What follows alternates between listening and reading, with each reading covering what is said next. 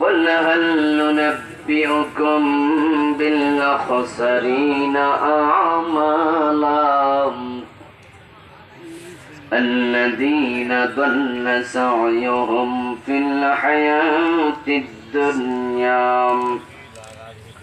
وهم يحسبون أنهم يحسنون اللهم بارك على محمد وعلى آل محمد كما باركت على إبراهيم وعلى آل إبراهيم إنك حميد مجيد اللهم صل وسلم وبارك কুরআন মাজিদের 4টা অক্ষর মানে নাও খা আলিফ তা মিম খাতামান নবীন। তারা নবী মুহাম্মদকে বড় নবী মানে, বড় রাসূল মানে, সব মানে। উনার টুপি, দাড়ি, পাজামা, পাঞ্জাবি, পাগড়ি, ইভেন জুতা পায়ে দেয় রাসূলের মতো, দাড়ি রাখে রাসূলের মতো, মাথার চুল আশ্রয় ডান দিকে রাসূলের মতো, টুপিটা রাসূলের সুন্নাহ মতো, সব মানে, কিন্তু শেষ নবী মানে না। কয় জায়গায় ফেস লাগাইছে? মাত্র এক জায়গায়। এক জায়গায় লাগলে না, আর কিছু লাগে না। বলুন তো শয়তান মুমিন না কাফের? সে ফেস লাগাইছিল কয় জায়গায়? এক জায়গায়। আজকে আমি গাড়ি ড্রাইভারকে বললাম যে গাড়ি স্টার্ট দাও, আমি ঢুকতেছি, আপনাদের এখানে রওনা দিছি। উঠেই বললাম এসিটা লাগাও, দুপুরবেলা তো। এসি লাগাইছে, দেখি এসি হাওয়া আসে কিন্তু ঠান্ডা হয় না। ইন্না লিল্লাহ, যে গরম দুপুরবেলায়। কিরে কি হলো? বলো হুজুর ওয়াশ করছিলাম গাড়ি, আল্লাহ জানে কি হয়েছে। বললাম আগে গ্যারেজে যাও। গ্যারেজে যাওয়ার পরে ইঞ্জিন খুলে দেখে একটা তার ছুটে গেছে। কয়টা ছুটছে? বেশি লাগে না, মাত্র একটা তার ছুটেছে। এসি আর ঠান্ডা বাতাস দেয় না। এসির কামে তো ঠান্ডা বাতাস দেবে, যদি বাতাস ঠান্ডা না করে এসি দিয়া কি লাভ? ওই এসি নষ্ট হয়েছে, একটা তার নাই। আল্লাহর কোরআনের বিসমিল্লাহর বা থেকে মিনাল জিন্নাতি ওয়ান নাসের সিন পর্যন্ত যদি কেউ একটা অক্ষর স্বীকার করে তার ঈমানটাই থাকবে না। কাফের হওয়ার জন্য একটা অক্ষর স্বীকার করায় না, আর কিচ্ছু লাগবে না। আমার বন্ধু হিন্দুরা কোরআনের 30 পারার একটাও মানে না, এক অক্ষরও মানে না। কাদিয়ানি মাত্র 4টা মানে না। হিন্দুও কাফের, কাদিয়ানিও কাফের। বলুন তো কে বড় কাফের, কে ছোট কাফের? ইয়েস, মাশাআল্লাহ, সমান। এটা অঙ্কের মতো। একজন ছাত্র 10 নম্বরের একটা অঙ্ক করছে, ধরেন 12 লাইন লম্বা অঙ্ক। যারা কমার্স নিয়ে লেখাপড়া করে তাদের অঙ্ক 20 লাইন, 30 লাইন, 50 লাইন হয়, অনেক বড় বড় অঙ্ক হয়। একজনে একটা অঙ্কের মাঝে 10টা ভুল করছে, আর একজনে একটা ভুল করছে। নাম্বার কে কত? দুইজনই 0। এখন যদি যে কম ভুল করেছে সে টিচারের কাছে যাইয়া কয়, স্যার আমারে নাম্বার দিলেন না কেন? আব্বাস মিয়া তো 12টা ভুল করছে, আমি তো মাত্র একটা করেছি, তারে 0 দিছেন, আমারে 0 দিলেন কেন? স্যারে বলবে এটাই নিয়ম। আল্লাহর কোরআনের বিধান মানার ক্ষেত্রে, ঈমানের ব্যাপারে এটাই নিয়ম। শয়তান জিন জাতির সদস্য ছিল, ইবাদত করতে করতে করতে করতে ফেরেশতাদের ওস্তাদ হয়ে গেল, কিন্তু আদমরে সিজদা করতে রাজি হয় নাই। তার ঈমান আমল কিচ্ছু নাই, সব বরবাদ। আবা ওয়াস্তাকবারা ওয়া কানা মিনাল কাফিরিন। আল্লাহ ঘোষণা দিয়ে দিলেন তুই কাফের। কাদিয়ানি 4 অক্ষর মানে নাই, কাদিয়ানি কাফের। এবার আপনারা নিজেকে খুঁজুন, আপনার কি খবর? চোর ধরে হাত কাটো এমন আইন কোরআনে আছে না নাই? 50 বছরে কয়দিন মানছে? জেনা করলে পাথর মারো, অবিবাহিত হলে 100 বেত লাগাও, কোরআনে আছে কিনা? বাংলাদেশে জেনা বেবিচার নাই, কোন আদালত 100 বেতের ফতুয়া দিছে? মদ পান করলে 80 বেত লাগাও, এমন আইন ইসলামে আছে কিনা? বাংলাদেশে মাদকের বিরুদ্ধে কত অভিযান, দৌড়ে দৌড়ে জেলে দেয়, 80 বেতের খবর নাই। কারণ আমাদের আইন যারা বানাইছে তারা বড় চালাক। তারা জানে জেল থেকে বের হইতে 3 দিন লাগবে, জেলে টাকা থাকলে শ্বশুর বাড়ির মতো আরামে থাকা যায়। কিন্তু 80 বেতের আইন দিলে তাদের অনেকের নিজেদের পিঠের চামড়া থাকবে না।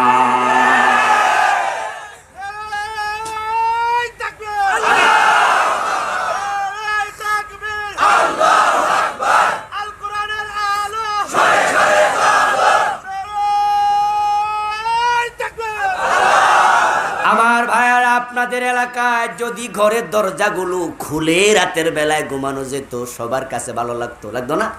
কোনো টেনশন নেই, ঘরের দরজা খোলা থাকবে, দোকানের দরজা খোলা থাকবে, অসুবিধা কি? এটাই তো ইসলাম। ইসলাম মানে তো শান্তি। আপনার মানসিক কোনো টেনশন থাকবে না। আপনার যুবতী মেয়ে তার নিজের প্রয়োজনে সে দিনের বেলায়, দুপুর বেলায়, সকাল বেলায় সে শ্বশুর বাড়ি যাবে, তার প্রয়োজন হলে সে হাসপাতালে যাবে, টেনশন নেই। তার ইজ্জতে হাত দেবে, এই সাহস কার? ইসলাম এমন নিরাপত্তা দিয়েছে। ফারুক আজম ওমর রাদিয়াল্লাহু তাআলা আনহু, অর্ধ দুনিয়ার সম্রাট, গাছতলায় ঘুমায় থাকতো, বডিগার্ডের প্রয়োজন ছিল না, টেনশন নেই। মদিনা থেকে জেরুজালেম চলে গেছে 1200 কিলোমিটারের বেশি রাস্তা, সাথে শুধু ওট টানার জন্য একজন চাকর। এসএসএফ নাই, বিডিআর নাই, র্যাব নাই, কিচ্ছু নাই, বডিগার্ডের প্রয়োজনও নেই। এখন ঘরের দরজা বন্ধ করে যদি খুলে যদি ঘুমাতে হয়, চুরি বন্ধ করা লাগবে। আমি জানি আমার আজকের মাহফিলে যারা আছেন সবাই চুরির বিপক্ষে। আমাদের সরকার চুরির বিপক্ষে, আমাদের প্রশাসন চুরির বিপক্ষে। চুরি হোক, ডাকাতি হোক, সরকার চায় না, প্রশাসন চায় না। কিন্তু একটা প্রশ্ন আমার, হাত কাটার আইন কেন দেও না? ঠিক না? এটা দিলে তো চুরি বন্ধ হয়ে যেত। জেলে দেও কেন? ব্রিটিশরা আইন বানাইছে চোর ধরে জেলে দাও, আমার আল্লাহ আইন বানাইছে চোর ধরে হাত কেটে দাও। আমরা আল্লাহরটা মানি না, ব্রিটিশেরটা মানি। তো ব্রিটিশেরটা মানলে আল্লাহর গোলাম থাকবেন কেমনে? শয়তান একটা মানে নাই, তার ঈমানটা থাকে নাই। আমার ভাই, আল্লাহর আইন চালু করলে শান্তি আসবেই, আসতে বাধ্য। ইসলাম তো পরিবর্তন করেছে জাহিলি যুগকে। যেই যুগের মানুষগুলো চরম অমানুষ ছিল, ইসলাম আসার সাথে সাথে তারা সোনার মানুষ হয়ে গেছে। আমরা তো তাদের মতো এত খারাপ না। যদি ইসলামটা এই দেশে 50%ও কায়েম হতো, অশান্তি থাকতো না। এখন ঝামেলা এক জায়গায়, চোর ধরে হাত কাটার আইন কেন নাই? কারণ যারা আইন বানায় তারা খুব চালাক। মানুষের বানানো আইন হলো মাকড়সার জালের মতো। মাকড়সার জাল মশা মাছির জন্য ভয়ঙ্কর, লাগবে ধরা পড়ে যাবে। টিকটিকির কাছে কিচ্ছু না, হে দৌড় মারবে, জালই খুঁজে পাওয়া যাবে না। ব্রিটিশরা এমন আইন বানাইছে গরিবরা ধরা খায়। আপনি দেখবেন গাছের নারকেল চোর ধরা পড়লে কিলকারে কয়, জুতা চোর ধরা পড়লে উপায় নাই। বাজারে পকেট মার ধরা পড়লে তো সবাই কিলায়, আর বড় বড় চোরদেরকে সালাম দিয়া নেতা বানাইয়া দেয়। এমন আইন বানাইছে ছোট চোর ধরা খাইলে উপায় নেই, আর বড় চোররা হলো টিকটিকির মতো। এরা যখন দৌড় মারে, মানুষের বানানো আইন তাদেরকে ধরে রাখতে পারে না, তখন তারা আবার বেরিয়ে যায়, তাদের নেতার জায়গায় থেকে যায়। হাত কাটার আইন চালু হয়ে যাবে, অনেক নেতার হাত থাকবে না। আর আল্লাহর আইন এত চমৎকার, সবাই সমান। আল্লাহর আইন দেখবে কত টাকা চুরি করেছে। আল্লাহর আইন দেখবে মালটা কি ঘরে ছিল, সংরক্ষিত না অরক্ষিত।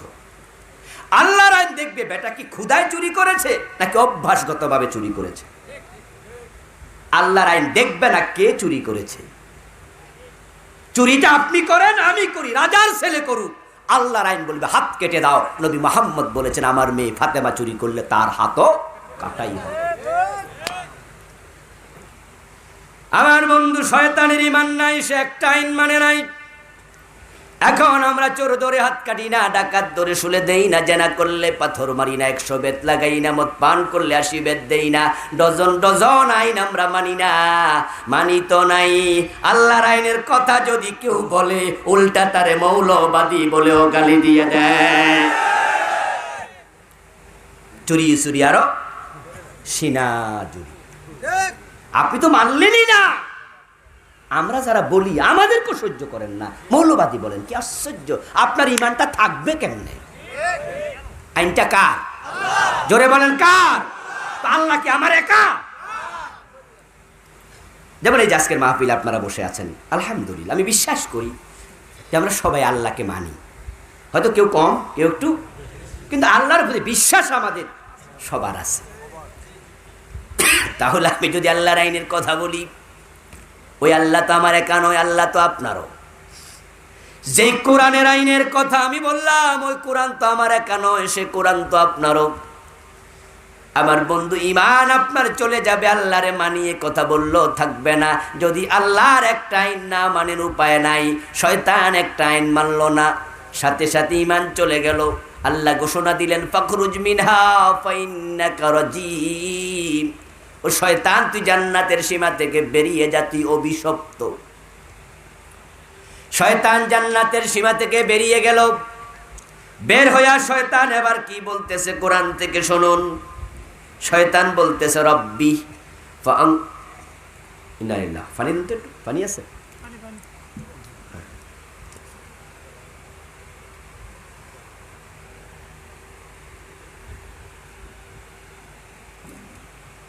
মশা ঢুকছে, ওই যে মশা পড়তেছে অনেক এখানে।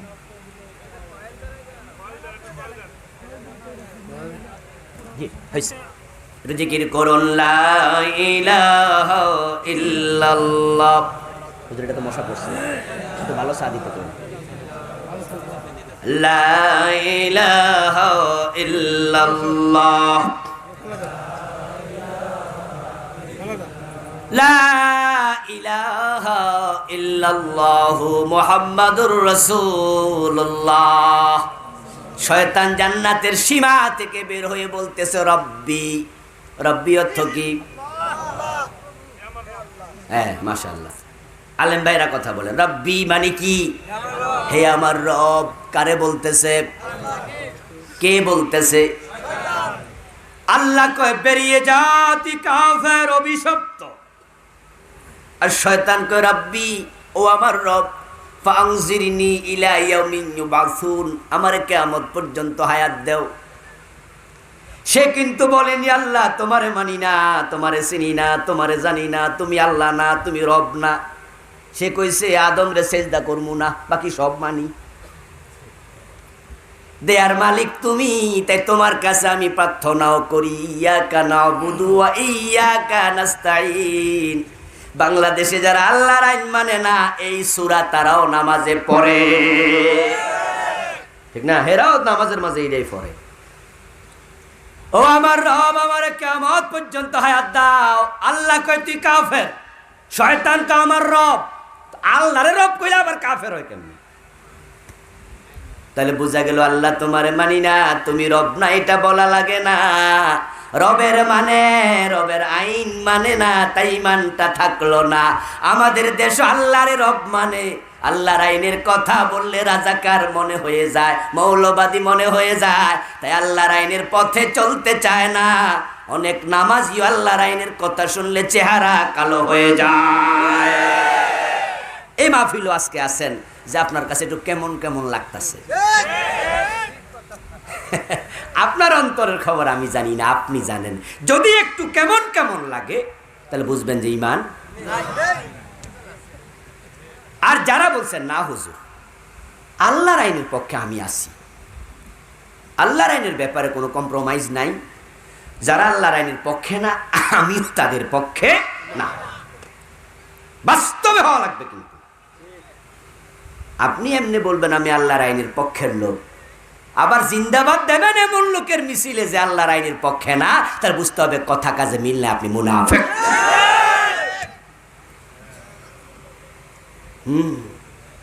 আপনি বলবেন আমি আল্লাহর আইনের পক্ষে নাই, কইছে কে হুজুর? মসজিদে গেলে আপনারা যে 3 রাকাত মাগরিব পড়ান আমরা কোনোদিন মানা করছি? আপনারা সামি আল্লাহু লিমান হামিদা কইলে আমরা কোনোদিন কি রুকুত থাকছি? আমরা তো সাথে সাথে মাথা তুলে লাইছি, তো আল্লাহর আইন মানি না কই? হ্যাঁ বন্ধু, আমি বলি ঠিক, আপনি আল্লাহর আইন মানেন না, তাও কিন্তু ঠিক নয়। আমি এটাও বলি নাই মসজিদে ঢোকে ডান পা দিয়া, বের হয় বাম পা দিয়া। হুজুর যেমনে নামাজ পড়ায় সবাই তেমনে নামাজ পড়ে। হুজুর ভুল করলে লোকমা দিয়া হুজুরেও সোজা করে দেয়। আল্লাহ ছাড়া কারো আইন মানে না মসজিদে। মসজিদে আল্লাহর আইন চলবে, কয় জি।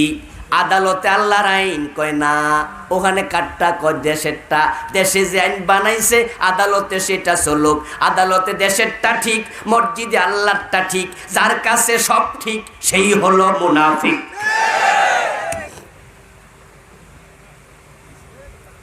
কথা ক্লিয়ার? ইমান লয়ে মরতে হবে তো, না তো ব্যর্থ হবে না আসলে। বরং আপনি বলবেন মসজিদে যে আল্লাহর আইন, আদালতে সে আল্লাহর আইন লাগবে, ঠিক কি না? আল্লাহর কোরআন শুধু মসজিদ চালাতে আসে নাই, মাদ্রাসা চালাতে আসে নাই, তাম দুনিয়া চালানোর ক্ষমতা কোরআনের আছে না নাই? আছে না? হযরত ওমর কি মন মতো দেশ চালাইছিল? অর্ধ পৃথিবী করেছো শাসন, ধুলার তথ্যে বসে। খেজুর পাতার প্রাসাদ তোমার বারে বারে গেছে খসে। অর্ধ দুনিয়া ওমর রাদিয়াল্লাহু তাআলা আনহু চালিয়েছেন। ছেলে আবু শামা মদ খাইছে, ছেলেরও রেহাই দেয় নাই। কলিজার টুকরা আবু শামা মরে গেছে। মদ্যপানের অপরাধে প্রিয় পুত্রকে নিজ করে মেরেছ দুর্রা, মরেছে পুত্র তোমারই চোখের পরে। এখন এবার যদি কুফরি থেকে বাঁচতে চান, যারা প্রথম ব্যর্থ কাফের হতে না চান, আল্লাহর যত আইন আছে বিধান আছে সব মানতেই হবে। রাজি আছেন কিনা? তাহলে আজ থেকে যারা আল্লাহর আইনের সাথে নাই, আপনিও তাদের সাথে নাই। 2 নাম্বার ব্যর্থ হলো মুশরিক, যে শিরিক করবে। বাংলাদেশও শিরিক এখন জালমুড়ির মতো।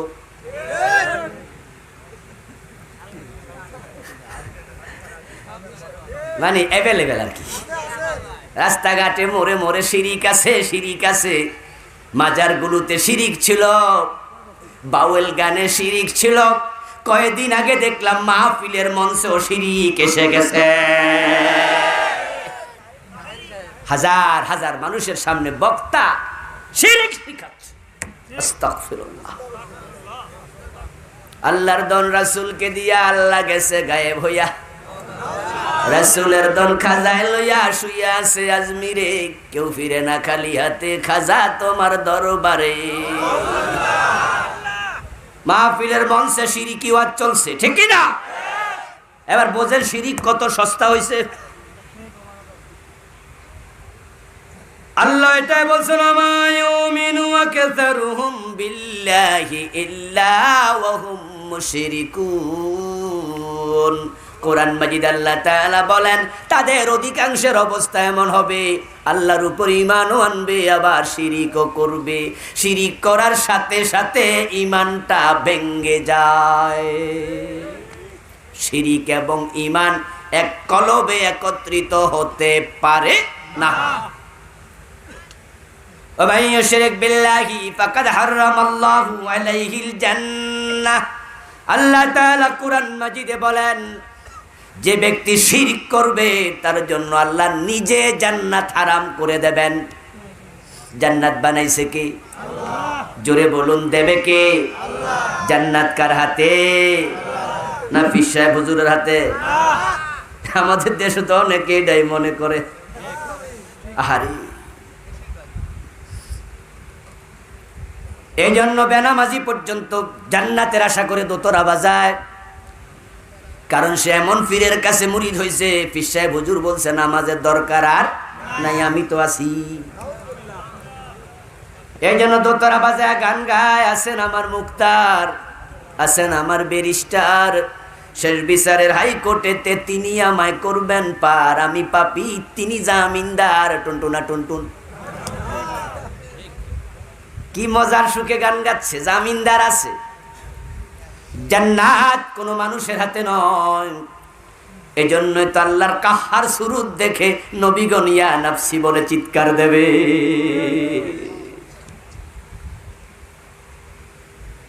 এখন আজকে পীরের হাতে জান্নাত, তমকের হাতে জান্নাতে বিশ্বাস করার কারণে লোকজন আল্লাহরে সেজদা দেয়া বন্ধ করে পীরের পায়ে দেয়, এমন লোক বাংলাদেশে আছে না নাই?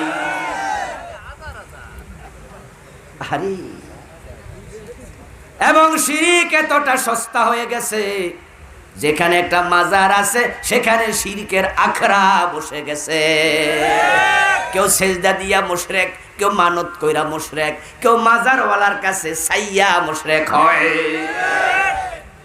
মাজারওয়ালার কাছে সায়াল, বাবা আমার একটা ছেলে দাও, একটা মেয়ে দাও, চাকরি দাও বাবা। ওই যে কেউ ফিরে না খালি হাতে। আল্লাহর ধন নাকি রাসূল রে দিয়ে আল্লাহ গায়েব হইয়া গেছে। কি কয় রে বাবা, আস্তাগফিরুল্লাহ। অথচ হাজের এবং নাজের এই সাপোর্টটা আল্লাহর, ঠিক কি না? তিনি কুদরাতান ওয়া ইলবান ওয়া বাসারাতান এভরি মোমেন্ট আছেন। নাহানু আকরাবু ইলাইহি মিন হাবলিল ওয়ারিদ, তোমার শাহরগের চেয়ে আমি আরো কাছে। ওমা কুন্না গায়বি, কোরআনের বক্তব্য, ওমা কুন্না গায়বিন, আমি গায়েব নই, আমি হাজির, আমি সব জায়গায় দেখি, সব কিছু দেখি। আর বক্তা বলে কিনা আল্লাহ গায়েব হয়ে গেছে রাসূলরে দিয়া সব। অথচ কোরআনের বক্তব্য, কুল্লা কুলু লাকুম ইনদি খাযাইনুল্লাহ, ও নবী আপনি বলে দিন আমার কাছে আল্লাহর ভান্ডার নাই। এজন্য তো আমি নবী আল্লাহর কাছে চাই, ঠিক কি না? রাসূল নিজে কার কাছে চাইতেন? তো ওনার কাছে ভান্ডার দিয়া লাইলে চায় আর কি, সব তো পাইয়াই রয়েছে। এখন আল্লাহ রাসূলকে দিয়া দিলে সাহাবারা তো আল্লাহর কাছে আর চাওয়া দরকার ছিল না। সবসময় হুজুর আমারা দেন কিছু দিয়া দেন, আর রাসূলও কত যাও নিয়ে যাও, শুধু খুইলা দিলাম। কিন্তু নবী বলে ইজা সালতা ফাসআলিল্লাহ ইজা ইসতাআনতা ফাসতাইন বিল্লাহ, চাইলে কার কাছে চাইবে? ইব্রাহিম আলাইহিস সালামের সন্তান হয় না, কার কাছে চাইছে? রাব্বি হাবলি মিনাস সালিহিন। এজন্য তো নামাজে দাঁড়িয়ে বলি ইহদিনাস সিরাতাল মুস্তাকিম, আমাদের হেদায়েত দাও আল্লাহ। আর ও বলে কিনা আল্লাহ রাসূলের দন দিয়া গায়েব হয়ে গেছে। আচ্ছা, এরপর রাসূলেরটা কারে দিছে? কথা বলেন না কেন? খাজা বাবারে দিছে। আবু বকরেরও দেয় নাই, ওমরেরও না, ওসমানেরও না, আলীরও না, ইমাম বুখারীরও না, ইমাম আবু হানিফারও না। আজিব। তাদের এই বক্তৃতার কারণে খাজা বাবার রওজায় গিয়া ছেলে মেয়ে চায় একদল মানুষ ঈমান হারা হচ্ছে। এই মুশরিক বক্তাগুলোকে সমাজ থেকে বয়কট করা লাগবে। তাদের বিরুদ্ধে আমাদের সকলের কথা বলা দরকার, ঠিক কি না?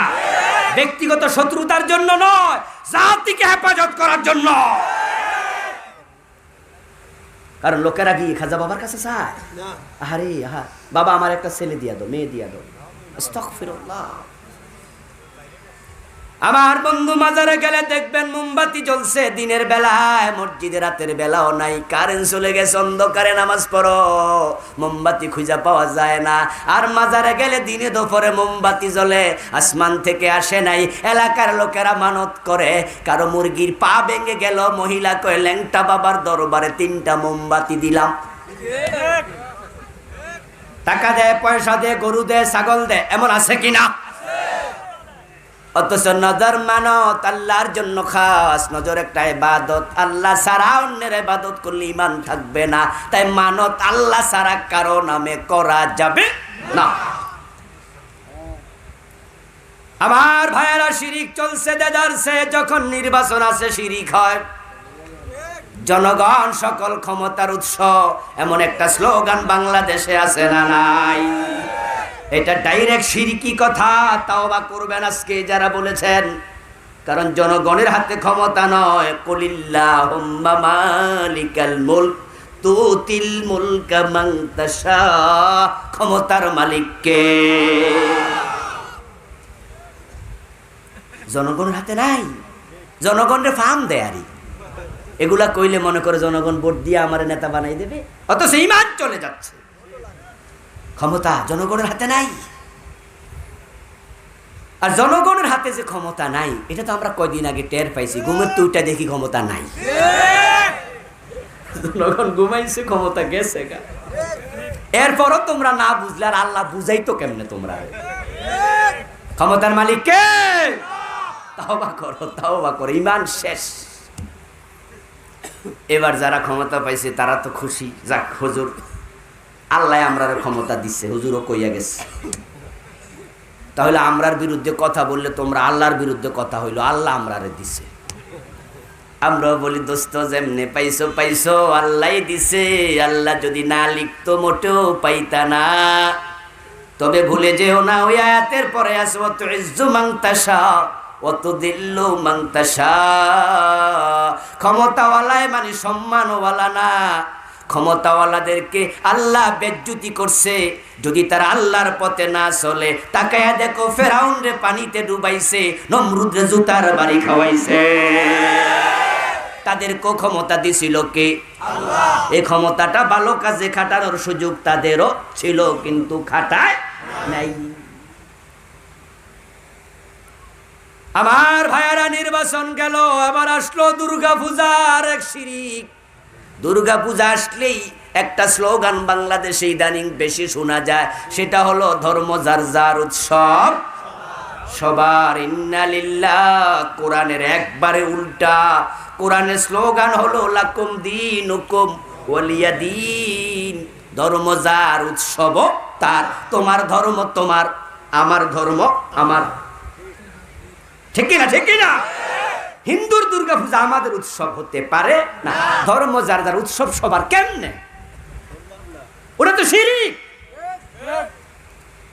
আচ্ছা, আমাদের কোরবানির ঈদ যখন আসে, হিন্দুরা কোনোদিন কইছে যে এটা উৎসবটা সবাই? বরং যদি কোরবানির গরু জবাই করে ভারতে মুসলমান হত্যা করে, এমন ঘটনাও আছে না নাই? কোরবানির গরুটা পর্যন্ত জবাই করতে দেয় না, এমন অঙ্গরাজ্য ভারতে আছে। বিয়ে যার বউ তার, চাকরি যার বেতন তার, নাকি? আরে বর গেছে অনেকে, বিয়ে করছে একজন, এখন বিয়ে করে ফিরার পথে যদি দেবররা কয়, বড় ভাই ছোট ভাইরা কয় বিয়ে যার যার বউ সবার, এখন বুদুলার অবস্থা কি বলছে? চাকরি করছেন, বেতন পাইছেন, পকেটে বেতনের টাকা লইয়া বাড়ি রওনা দিছেন, রাস্তার মোড়ে মাস্তান তিনজন দাঁড়াইয়া আছে, ভাইজান নতুন চাকরির বেতন তুলছেন? কই জি। এবার মিছিল শুরু, চাকরি যার যার বেতন সবার। নিরাপদে বাড়ি আসা যাবে তো? তো ধর্ম যার যার, উৎসব সবার, নিরাপদে ঈমান নিয়ে মরা যাবে না, উপায় নাই। আমার ভাই আরো তো বলতে হবে কয়েকটা। শিরক নিয়ে আমি একটা বই লিখেছি, চলমান 29টা লিখছি, মাত্র 2-3টা না কইলাম। মানুষ জানেও না এটা যে শিরক করতেছে। এখন বলুন তো, না জেনে বিষ খাইলে অসুবিধা আছে না নাই? অসুবিধা কিন্তু আছে, মরে যাবেন আপনি। জানেন না তো কি হয়েছে, খাইলেন কেন? এই জন্যই তো আমরা যখন বাজার থেকে খেতে কীটনাশক দেওয়ার জন্য বিষ আনি, আমরা কিন্তু যাদের ঘরে বাচ্চা কাচ্চা আছে আমরা টেবিলে রাখি না, এটা লুকাই রাখি।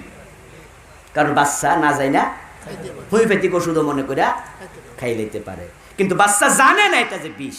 খাইলে কি অসুবিধা আছে কিনা? তা আপনি না জেনে শিরিক করে ঈমান হারাইয়া আল্লাহরে বলবেন যে আল্লাহ আমি তো বুঝি না, আরেকবার পাঠাও। আল্লাহ কব সুযোগ আর। শিরিক থেকে বাঁচা দরকার আছে কিনা? এই বইটা স্টেজে পাবেন ইনশাআল্লাহ, পড়বেন, নেবেন, জানবেন, নিজেরা পড়বেন, পড়ে পরিত্যাগ করবেন। 3 নাম্বার মুনাফিক। প্রথম ব্যর্থ মুশরিক কাফের, দ্বিতীয় ব্যর্থ মুশরিক, তৃতীয় ব্যর্থ মুনাফিক। মুনাফিকের অবস্থান হবে জাহান্নামে, ফিরাউন নমরুদেরও নিচে। বিশ্বনবীর হাতে হাত রেখে কালেমা পড়েছে আব্দুল্লাহ ইবনে উবাই, কিন্তু সে অন্তর থেকে ইসলামের বিধানগুলো মানতে রাজি হয় নাই। মুনাফিকের অনেকগুলো আলামত আছে, যে আলামতগুলো অনেকের মাঝে পাওয়া যাবে।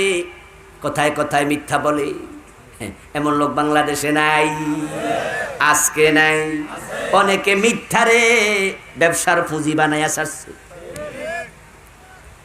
আগে ব্যবসার পুঁজি ছিল টাকা, টাকা না হলে ব্যবসা হবে না। টাকা আপনি পাবেন কই? ব্যাংকে যাবেন, জমি নাই, ব্যাংক লোন দেয় না। এখন অবস্থা এমন হয়েছে, মুক্ত বাজার অর্থনীতি, এমন কোম্পানি বাইর হয়েছে, মাল দিয়া কয় বিক্রি করে টাকা দিয়েন। এসআর পাঠাইছে, এসআর সেলস রিপ্রেজেন্টেটিভ, বাড়ি যাইয়া যাইয়া, দোকানে যাইয়া যাইয়া কয়, ভাই আমাদের এই কোম্পানির এই মাল আছে, একটু নেন। আপনি বলেন যে ভাই না না নিমু না, আরে ভাই নেন না, বেচে টাকা দিয়েন। এখন কয়েছে মাল নিলাম, এখন মাল তো নিচে, পুঁজি তো লাগলো না, এখন বেচতে তো পুঁজি লাগবো। ওই পুঁজি হলো মিথ্যা কথা, এমন ভাবে মিছা কথা কইয়া বেচবে কাস্টমার টেরও পাবে না। এই জন্য সকাল থেকে সন্ধ্যা পর্যন্ত মিথ্যা বলে দোকানদারি করছে। এমন উকিল বের হয়েছে যে উকিল সারাক্ষণ ক্লায়েন্টের পক্ষে কথা বলে হাকিমের সামনে, অথচ সে নিজে জানে ক্লায়েন্টটা দোষী। কথা বলে এমন ভাবে ক্লায়েন্টের কোনো দোষে নাই, জেনে শুনে সারাক্ষণ মিথ্যা ওকালতি করে। এমন উকিল আছে না নাই? আরে ভাই, দুই একটা মিছা কথা হয়তো কখনো হয়ে যেতে পারে, কিন্তু পরিকল্পনা করে মিছা কথা কয়, সারাক্ষণই কইতে থাকে, এবং হে জানে প্রতিটাই মিছা কইতাছি। কথা বোঝেন নাই? আপনি গেছেন উকিলের কাছে, যাই বললেন যে স্যার মামলা নিয়ে আইছি। কি মামলা? আমার স্বাস্থ্য ভাইয়ের লোকে ঝগড়া লাগছিলাম, হঠাৎ মেজাজ গেছে খারাপ হইয়া, এখন হাতে লাঠি ছিল, বাড়ি মারছিলাম স্যার। আসলে মাথাটা যে ফাইটা যাবে এটা বুঝি নেই, কিন্তু তো লাইগা ফাইটা গেছে। এখন হয়তো আমার বিরুদ্ধে মামলা করে বসছে। তুই একটা মামলা দে। আমি কি মামলা দেবো? বাড়ি তো আমি মারছি। তোরা আমি একটা মারি, বেটা ফাড়াই দিয়ার পরে মামলা দিই যা। অথবা যা 2 টাকা দিয়া ব্লেড কিনে নিয়ে আয়, তারপরে তুই গলার পিছন দিয়া ছোট্ট একটা আঁক দিয়া ডাক্তাররে বেন্টিজ লাগাইয়া ক, ডাক্তার রিপোর্ট করে দেখ যে হে আগে মারছে অ্যাটেম্পট টু মার্ডার। আর বাকি মামলা কেমনে জিতানো লাগে এটা তো আমি আছি। প্রতিদিন আদালতে যাওয়ার আগে মিথ্যা কথা শিখাইয়া দেয়। এরকম মিথ্যা মামলার সাক্ষী দিয়া বিশ্বের বড় মুফাসসির, বাংলাদেশের সেরা মুফাসসিরকেও দর্শনকারী বানানো হয়েছে। এটাও কিন্তু সত্য, এটাও সত্য। তুমি মিথ্যা কথা বলেছ, সারাক্ষণ বলে যাচ্ছ, ভেবো না আল্লাহ বুঝি দেখে না, তোমার নামটা মুনাফেকের কাতারে চলে যাবে। কথায় কথায় মিছা কয়, রাসূল কয় সে মুনাফেক। ওয়াদা করে লঙ্ঘন করে এমন লোক আছে না নাই? ওয়াদা কেন করে? লঙ্ঘন করার জন্যই তো করে। আশ্চর্য লোক। টাকা হলাদ দিয়ে দেখবেন, তাহলে বুঝবেন যে সমাজে ওয়াদা কতজনে পালন করে। এমনি এক একজন আল্লাহর ওলি লেনদেন করে বুঝবেন চরিত্রটা কোথায় গিয়ে ঠেকেছে। ভাই হাওলাত দেন না, টাকা শনিবারে দিয়ে দেবো, ভাই শনিবারে দিয়ে দেবো। তা আপনি হাওলাত দিচ্ছেন, যাক আজকে হলো বৃহস্পতিবার, শুক্র, শনি, দেন নেন। 3 শনিবার দেখা নেই। কিরে ভাই? আমি কি অমুক শনিবার কইছি? আমি তো কইছি শনিবার। তো শনিবার আইছে না, সামনে আরো আসে না, দিবু তো কইছি না। আরে মিথ্যার আশ্রয় কত ভাবে আমরা নিচ্ছি। ওয়াদা করে রক্ষা করবে না, আমানত দিলে খেয়ানত করবে, কথায় কথায় মিথ্যা বলবে, ঝগড়া লাগলে গালি দেবে, দ্বিমুখী আচরণ করবে। মোমেনের সাথে গেলে মোমেন সাজবে, শয়তানের সাথে গেলে শয়তান সাজবে। মাহফিলে এসে 10,000 দিয়া বলবে নেতা জিন্দাবাদ, আবার গানের মজলিসও নেতা 20,000 দিয়ে দেয়। 2 জায়গাতে আছে। ইদা লাকুল্লাযীনা আমানু ক্বালু আমান্না ওয়া ইদা খালাউ ইলা শায়াতিনিহিম ক্বালু ইন্না মাআকুম। জিহাদের কথা শুনলে চেহারা কালো হয়ে যাবে, এটা মুনাফিকের আলামত। ইদা উনজিলাত সূরাতুম মুহকামা ওয়া যুকিরা ফীহাল কিতাল রাআইতাল্লাযীনা ফী কুলূবিহিম মারাদ ইয়ানজুরুনা ইলাইকা নাযারাল মাকশিয়্যি আলাইহি মিনাল মাউত। আল্লাহ বলেন কোরআনে জিহাদের আয়াত নাজিল হয়েছে, কিছু লোক হাসিতে খুশিতে আনন্দে উদ্বেলিত হয়, জিহাদের আয়াত শুনলে পরে জিন্দাবাদ দিতে চায়। আবার কিছু লোক এমনে থাকে,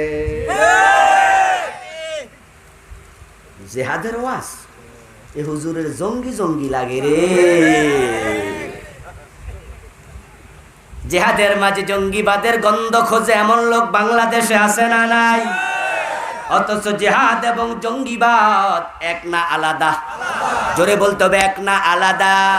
জেহাদের সাথে জঙ্গিবাদের কোনো সম্পর্ক নাই। এই জন্য তো শায়েখ আব্দুর রহমান যখন বোমা ফুটাইছে, আমরা আলেমরা তার বিরুদ্ধে মিম্বার থেকে কথা বলেছি। বাংলা ভাই যখন মানুষ মেরে গাছে ঝুলাইছে, আমরা বিরোধিতা করেছি। মানুষ মারার নাম, অসহায়কে আক্রমণ করার নাম জেহাদ নয়, এটা জঙ্গিবাদ। জেহাদ মানে কি? জেহাদ মানে হলো অন্যায় যেখানে, প্রতিরোধ সেখানে। জঙ্গিবাদ জেহাদ এক নয়। কিন্তু আজকে আপনার অত্যন্ত কষ্ট বলা লাগে, মুসলমানের ছেলেরা বলে এই টেলিভিশন চ্যানেলগুলো আমাদের 40টার উপরে আছে, একটার মালিকও তো হিন্দু নাই আমার জানা মতে, সবই তো মুসলমান। দুই একটা থাকলে হয়তো থাকতে পারে, নামও জানি না। কিন্তু ওদের টেলিভিশনে নিউজ হয় অমুক জায়গায় 5 জন জঙ্গি ধরা পড়ছে, তার কাছে পাওয়া গেছে 5টা হ্যান্ড গ্রেনেড, 10 কেজি গান পাউডার, 10টা জেহাদি বই। এমন নিউজ আছে না নাই? হ্যাঁ, হ্যান্ড গ্রেনেড পাওয়া গেছে, সে জঙ্গি, জেলে দাও। গান পাউডার পাওয়া যাবে জেনারেল পাবলিকের কাছে, জেলে দাও। বোমা বানাবে যে পাউডার দিয়ে, সে পাউডার থাকবে ক্যান্টনমেন্টে সেনাবাহিনীর কাছে। সিভিলিয়ান কেন এটা আনলো, জেলে দাও, সে জঙ্গি, আপত্তি নাই। কিন্তু জেহাদের কথা লেখা আছে, তাই জেহাদি বই পাইলে জেলে দিবা, এটা আমরা মানতে পারি না। কারণ কোরআনের মাঝে জেহাদের আয়াত আছে 500-র মতো। তাহলে কোরআনের মতো বড় জেহাদি বই পৃথিবীতে আর থাকবে না। তাহলে তো মামলার আসামি আমরা সবাই হমু। সবার ঘরে কোরআন আছে না নাই? মুনাফিক হলে ঈমান থাকবে না, উপায় নাই, তুমি ব্যর্থ। 4 নাম্বার ব্যর্থ যে ব্যক্তি বেদাতের সাথে সম্পৃক্ত হয়। 5 নাম্বার ব্যর্থ যে হারাম খায়। আর যে হারাম খাবে তার ইবাদত কবুল আর হবে না। এখন আমাদের দেশে আমলের ভিতরে এভেলেবেল বেদাত ঢুকে গেছে, ঠিক না? অনেক বেদাত ঢুকেছে। হ্যাঁ না, বলবো সামান্য, বেশি বলতে পারবো না। এ নিয়ে আমার লিখা একটি বই আছে, 38টা লিখেছি, 1 2 3 4 5 করে 38। আমার ভাই, বেদাতের ব্যাপারে কথা বললে চেহারা কালো হয় অনেকের, কারণ নিজের গায়ে পড়ে। অবস্থা এমন হয়েছে যে হুজুর বলেন, তবে আমারটা কইেন না। আপনি আশ্চর্য হবেন, যারা আজকে ঢোল বাজাইয়া তবলা বাজাই, ঢাকা, ধর্মীয় আলোচক, এটিএম, এনটিভি বাংলা, বৈশাখী টিভি ও এসএস টিভি বাংলাদেশ, উনি আপনাদের সম্মুখে এখনই পুরানো হাদিস থেকে আলোচনা রাখবেন। ওনাকে সবিনয়ে অনুরোধ করছি মূল্যবান আলোচনা রাখার জন্য। আসসালামু আলাইকুম।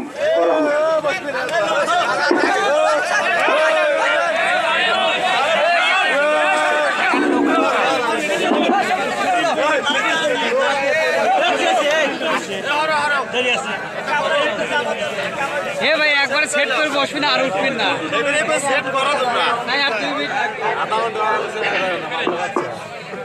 আসসালামু আলাইকুম ওয়া রাহমাতুল্লাহি ওয়া বারাকাতুহু।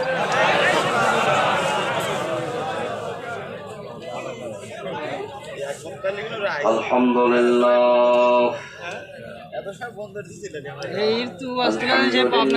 نحمده ونستعينه ونستغفره